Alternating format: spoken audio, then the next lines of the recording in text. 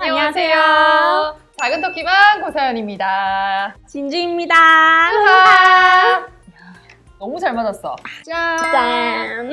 아주 좋았어요. 아주 좋았어요. 아주 좋았어요. 네. 저 네.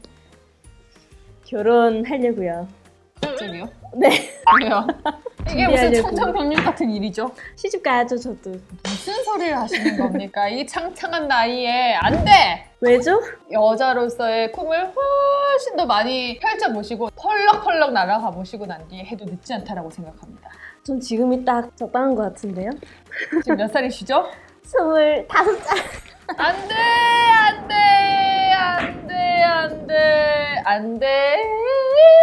왜? 안 됩니다. 너무 빠릅니다. 이 결혼 결혼 생활이란 게 정말 쉽지 않습니다. 왜냐하면 준비부터가 엄청난 머리 싸움과 돈과의 전쟁을 또 치러야 되고요. 돈이라는 게 이 사람을 올라갔다 내려갔다 이렇게 만드는 희노애락을 보여줄 수 있는 저는 정말 이 무언가라고 생각하기 때문에 대학을 졸업하고 얼마 되지 않은 상황에서 굳이 지금 시기에 왜? 남자친구 생겼나요? 마음의 준비부터 하려고요. 마음의 준비인 거죠? 네.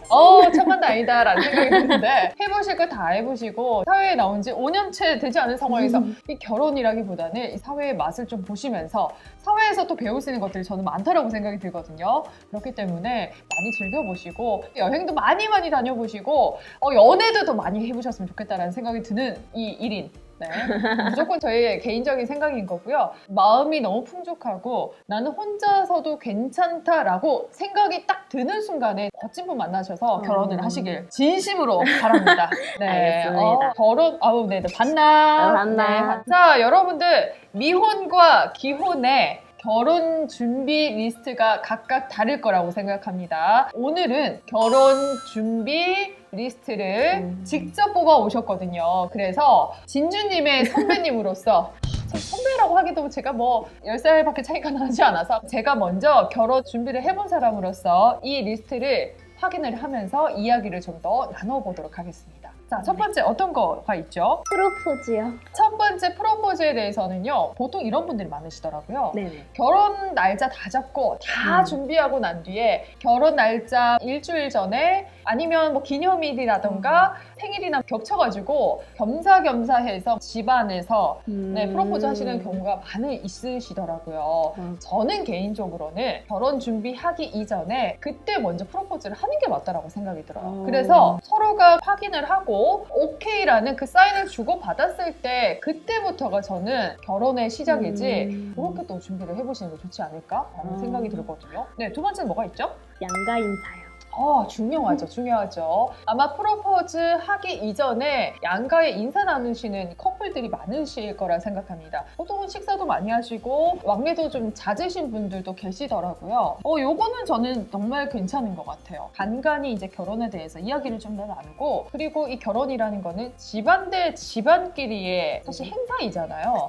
상황과 환경이 서로가 다를 수 있기 때문에 미리 파악을 한번 해보시는 것도 저는 꼭 필요하다고 생각하기 때문에 양가 인사는 필수라고 생각합니다. 그리고 상견례로 바로. 그렇죠. 상견례 중요합니다. 사실 이런 경우도 있어요. 상견례를 하고 난 뒤에 파토가 나는 사람들도 있고 또 상견례를 통해서 준비를 더 잘 되는 커플들도 봤는데 저는 이런 것도 있는 것 같아요. 상견례에 어떻게 옷을 입을지 이런 것들도 맞네요. 아마 고민 많이 하실 것 같은데 아무래도 정장을 입고 깔끔한 원피스라든가 보여주었을 때 단정한 모습을 최우선적으로 보여주는 게 가장 중요하다고 생각하거든요. 상견례 때 어떤 컬러 입고 싶으세요? 제가 원래 무채색 옷을 좋아해서 흰색, 베이지 이런 깔끔한 차림을 아주 하려고요. 좋습니다. 너무 화려하게 또 이렇게 네. 액세서리 막 엄청 이런 것보다는 양가 집안에 부모님들 각각 이렇게 두신 상황에서 만나다 보니까 그렇게 깔끔하게 입으시는 게 제일 좋은 것 같아요. 네. 1등 며느리가 되고 싶어가지고. 좋습니다. 되실 거예요, 분명. 너무 되실 거라고 생각합니다. 감사합니다.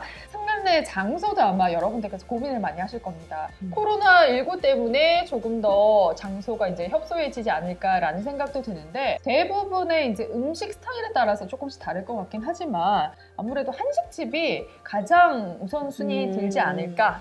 아니면 좀 신박하게 막 바닷가재 막 먹으면서 상견례 하면서 막 입 벌리면서 이거는 저는 나쁘지 않다고 생각합니다. 너무 친근한데요. 네. 하지만 하지만 여러분들 사실 말씀을 이제 나누는 자리다 보니까 네. 한국 음식을 좀 드시면서 칼로 썰면서 이거 잘못했다고 막 해가지고 칼 다치고 이런 상황 긴장하는 상태이기 때문에 무난하게 여러분들께서 선택을 하셔서 그렇게 한번 진행을 해보시는 게 제일 좋지 않을까라는 생각이 듭니다. 또 상견례 분위기라는 게 또 있거든요. 맞아요. 이거는 상견례도 이게 각 양가의 부모님들이 모이시는 자리잖아요. 각각 결혼하는 이 주인공들이 서로가 좀 더 분위기를 맞추기 위해서 상대방의 또 부모님들한테 좀 맞춰주는 것도 저는 네네네. 되게 괜찮은 거라 생각하기 때문에 그런 분위기까지도 여러분들께서 꼭 챙기셨으면 좋겠습니다. 다음은 뭐죠?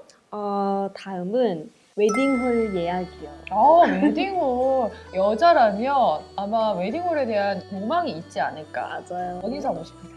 사실 저는 뷔페가 맛있는 집으로 아. 결혼식을 가면서 네. 뭐 어디가 제일 맛있는지 보고 있습니다. 아, 그렇구나. 이거 중요합니다. 음식이 또 잘 나와야지 오시는 손님들께서 만족감을 또 가지고 신랑 신부도 예쁘고 음식도 맛있더라 이런 좋은 이야기가 나오면 좋은데 맞아요. 아유 거기 갔더니 뭐 밥도 별로고 이런 얘기 들으면 되게 기분 상하거든요. 맞아요. 그래서 다녀보시면서 맛있는 뷔페인지 아니면 요즘엔 또 따로 1인식으로 나오는 곳이 많거든요. 네네. 선택을 그렇게 하시면 될 것 같고요.